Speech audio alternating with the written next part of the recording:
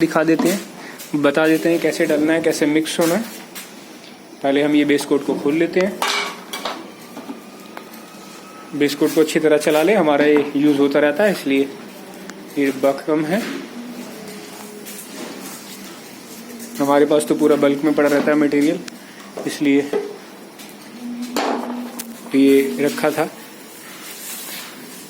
इसको निकाल लीजिए। अब इससे जो हमें छोटा सा पीस करना है, इसलिए हम ये थोड़ा सा निकालते हैं इसके अंदर। इसमें बेस कोट में जो मून इफेक्ट हम ये कर रहे हैं, इसमें हमें जो बेस कोट डालना होता है, इसके 2 कोट डालने होते हैं। 2 कोट के बाद फिर हम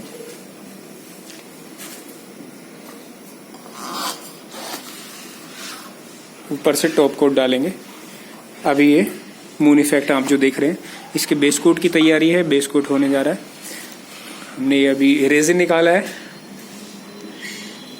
और अभी इसमें हम हार्डनर डाल रहे हैं। हार्डनर डालने के बाद हम इसके अंदर थिनर डालेंगे। इसका जो रेशो है वो लगभग 100-30-50 का है, यानी 50 थिनर, 30 हार्डनर और 100% हमारा रेजिन रहेगा। बेस कोट का हमेशा आप किसी का भी डालें, ज़्यादातर यही रेशो रहता है। ये मटेरियल है, अब हम इसको चला लेंगे, थोड़ा सा घोल लेंगे। पूरी वीडियो डिटेल में, इसलिए आप लोग जैसे कहते हैं कि पूरी डिटेल में बताइए, नहीं तो समझ में नहीं आता, इसलिए पूरी डिटेल में बनानी पड़ती है वीडियो।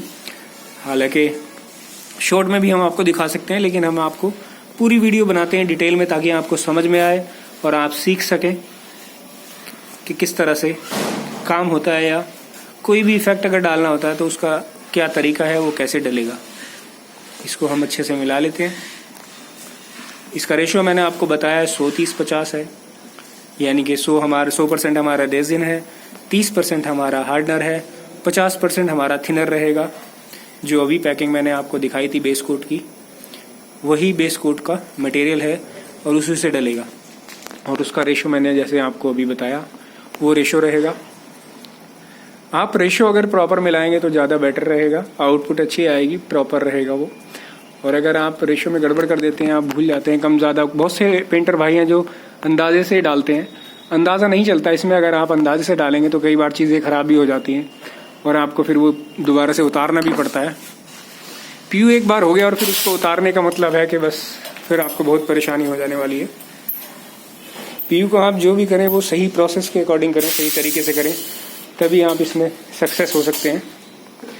और पीयू करना कोई बहुत बड़ा रॉकेट साइंस नहीं है, कोई बहुत बड़ी चीज़ नहीं है। बस आपको उस पर ध्यान ये रखना है कि उसका क्या तरीका है करने का, प्रोसेस जो है वो प्रॉपर होना चाहिए।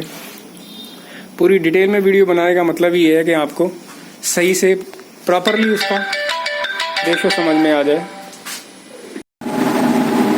ये बेस कोट अब हम इसके ऊपर डालने लगे। पहले हमने सैंडिंग करी 220 नंबर से, फिर MDF की, फिर हमने इसके ऊपर इपॉक्सी लगाई 2 कोट, एक हाथ से लगा के दिखाया, एक मशीन से लगा के दिखाया। अब हम इसके ऊपर बेस कोट डाल रहे हैं जो क्रिस क्रॉस करके डलेगा। इस तरह से ये हमारा बेस कोट इसके ऊपर डल गया। ये 1 कोट हो गया। हमें इसके ऊपर 2 कोट डालने हैं बेस कोट। जब ये सूख जाएगा बेस कोट तो इसकी सैंडिंग करेंगे 220 से, क्योंकि ये पहला कोट है। इसकी सैंडिंग 220 से करेंगे। उसके बाद सेकंड कोट डालेंगे। ये देखिए, ये फर्स्ट कोट डालने के बाद कुछ ऐसा दिखता है। ये हमारा बेस कोट हो गया 1 कोट। अब ये सूख जाएगा। 3 घंटे बाद हम सैंडिंग करेंगे 220 नंबर से। 220 नंबर से सैंडिंग करके फिर हम इसके ऊपर दूसरा कोट अप्लाई करेंगे बेस कोट का ही। तो इसमें 2 कोट बेस कोट के डलते हैं। मून इफेक्ट है ये। मून इफेक्ट करना आज आप यहाँ सीख रहे हैं, तो उम्मीद है मुझे जल्दी ही जैसे ही आप ये वीडियो देखेंगे आपको समझ में आ जाएगा और आप सीख जाएंगे और आप मून इफेक्ट डाल सकेंगे। इसी चैनल पर बहुत सारी वीडियो हैं। अगर आप पॉलिस्टर करना चाहें तो पॉलिस्टर की भी पूरी प्लेलिस्ट है। और आप अगर मार्बल इफेक्ट करना चाहते हैं, मार्बल इफेक्ट का भी पूरा प्रोसेस है। क्लियर का, मैट का, सबका पूरा प्रोसेस है। इसको उठा के अब हम थोड़ा सूखने के लिए रखते हैं, ताकि ये सूख जाएगा तो फिर 3 घंटे बाद हम इसके ऊपर दूसरा कोट डालेंगे। सैंडिंग करके मैं आपको दूसरा कोट डालते हुए दिखाऊंगा। अभी इसको सूखने के लिए छोड़ते हैं। अभी इसका सेकंड कोट हम इसके ऊपर लगाने लगे हैं। इसकी 1 कोट हो चुका था, हमने सैंडिंग कर ली। सैंडिंग करके अब हम इसके ऊपर सेकंड कोट लगाएंगे। और यहाँ से इसको चला देते हैं। ये सेकंड कोट बेस कोट का 3 घंटे बाद लगाना है, जिसमें आप 220 नंबर से सैंडिंग करेंगे। जो फर्स्ट कोट था, अब ये सेकंड कोट है बेस कोट का। इसके बाद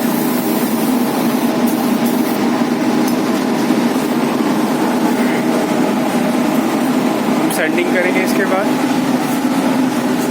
गन को आप ज़रूर से धोएं, क्योंकि ये गन ख़राब हो जाती है अगर आप इसको धो ना। थिनर डाल के इसको धो लीजिए, थिनर डालें और इसको माल को ऐसे बहा दें। उससे ये इस तरह से अच्छी तरह से साफ़ कर लें गन को। ये बहुत ज़रूरी है, अगर गन जाम हो जाती है तो बड़ा मुश्किल हो जाता है।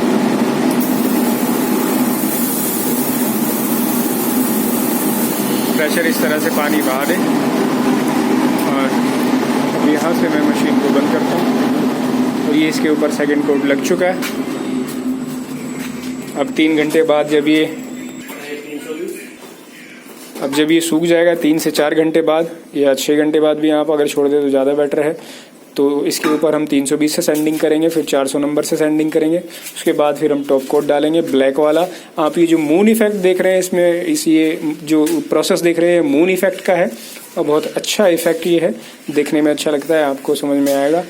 आप इसके ऊपर ये जो डस्ट देख रहे हैं, इससे कोई इशू नहीं है, कोई दिक्कत नहीं है इसके अंदर, क्योंकि ये डस्ट अभी जब हम सैंडिंग करेंगे तो ये कट जाएगा। जब ये सूख जाएगा तो इसकी सैंडिंग करेंगे। सैंडिंग करने के बाद हम इसको मतलब 320 से सैंडिंग करेंगे, फिर 400 नंबर से सैंडिंग करेंगे, फिर इसके ऊपर हम ब्लैक कलर का टॉप कोट डालेंगे। अब इसको सूखने के लिए रख देते हैं थोड़ी देर। मैंने फिर से इसको सूखने के लिए रखा है ताकि ये जल्दी सूख जाए, लेकिन फिर भी मुझे इसको 3 घंटे तो छोड़ना ही पड़ेगा। 3 घंटे के बाद हम इसके ऊपर कोट डालेंगे, टॉप कोट जो ब्लैक कलर का होगा, क्योंकि ये मून इफेक्ट है। मून इफेक्ट निकालने के लिए हमें ब्लैक कलर इसके ऊपर हम टॉप कोट डालेंगे। अभी हमारा जो बेस कोट है, दोनों कोट पूरे हो चुके थे जैसे आपने देखा। अब ये सूख गया है। सूखने के बाद यानी ड्राई होने के बाद अब हम इसके ऊपर सैंडिंग करेंगे। पहले हम इसके ऊपर करेंगे 320 से सैंडिंग, फिर हम करेंगे 400 नंबर से सैंडिंग, और सैंडिंग करने के बाद फिर हम इसके ऊपर आपको टॉप कोट डाल के दिखाएंगे। ये वो पीस है जिस पे हमने किया। अब ये देखिए हम इसके ऊपर सैंडिंग करने लगे हैं। इसके ऊपर हम 320 नंबर से ये 320 नंबर है, ये देखिए आपको ये ऐसे नजर आएगा 320 नंबर है। 320 से अब हम इसकी सैंडिंग करने लगे हैं। ये सैंडिंग कर लीजिए आप अच्छे से 320 नंबर से। फिर हम इसके ऊपर 400 नंबर से सैंडिंग करेंगे। फिर हम आपको दिखाएंगे इसके ऊपर टॉप कोट डाल के, जो ब्लैक कलर का होगा।